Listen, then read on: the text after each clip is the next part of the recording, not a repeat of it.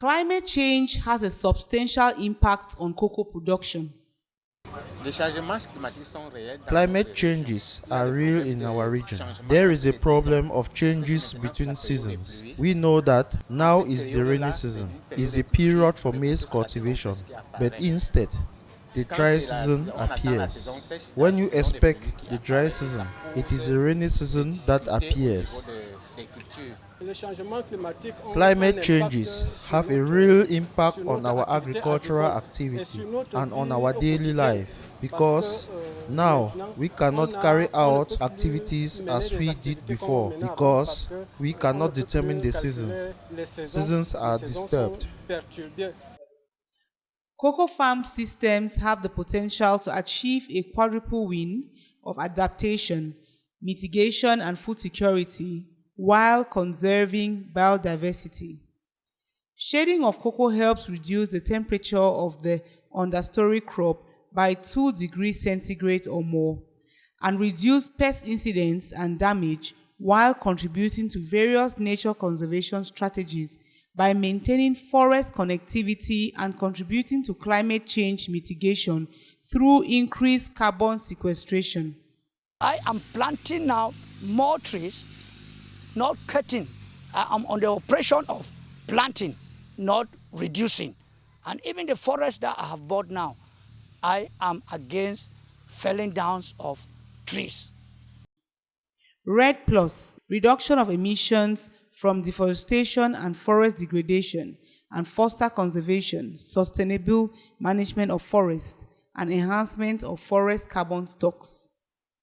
These mechanisms are currently being developed to allow agriculture to participate in carbon markets by reducing its carbon footprint.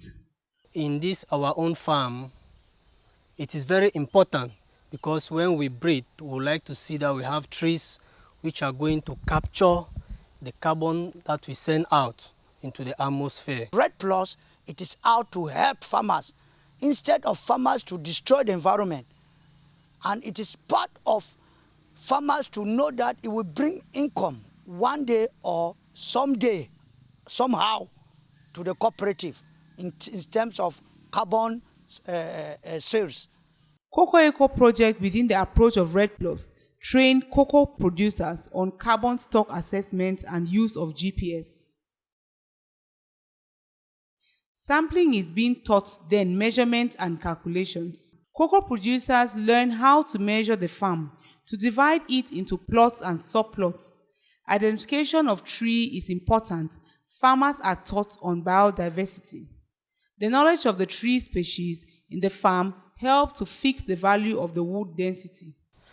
In our farms, we have cocoa trees, we have other trees that are capturing the carbon which are exposed in the atmosphere.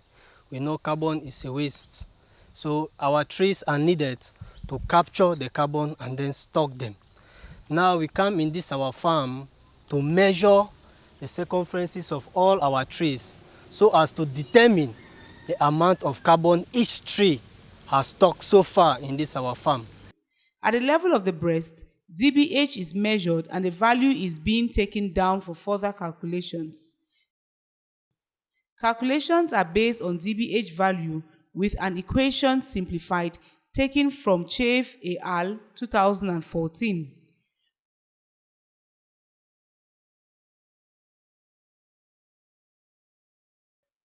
Producers are trained on the use of GPS to enable them to monitor the cocoa production and other production of the farm.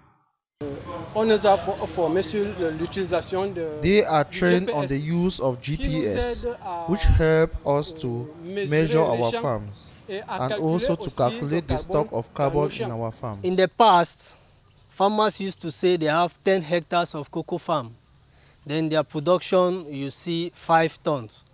So now we used to measure our farms with a GPS, which is accurate, to have the accurate size of our cocoa farm, so as for us to know whether our farm is productive or not.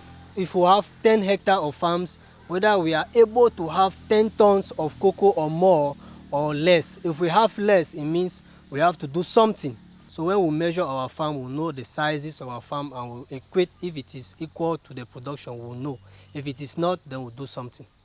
Knowing the area of your farm will allow you to know the expected yield and the real yield of the farm and take measurements if you want to change. If I say I have 2 hectares of farm, I must plant the required number of cocoa trees in that 2 hectares of farm.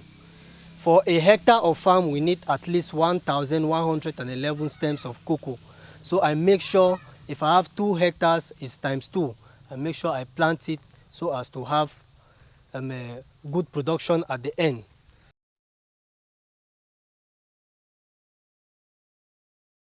So we are now measuring and giving farmers through Farmer Field School to do planting of economic trees and other trees in their farms in order to increase carbon stock into their farms. It is also necessary for our cooperative to measure the size and all the carbon stock in each of the members' farm. In the future, we might have a better market to sell the carbon. 80 cocoa farms have been measured by facilitators.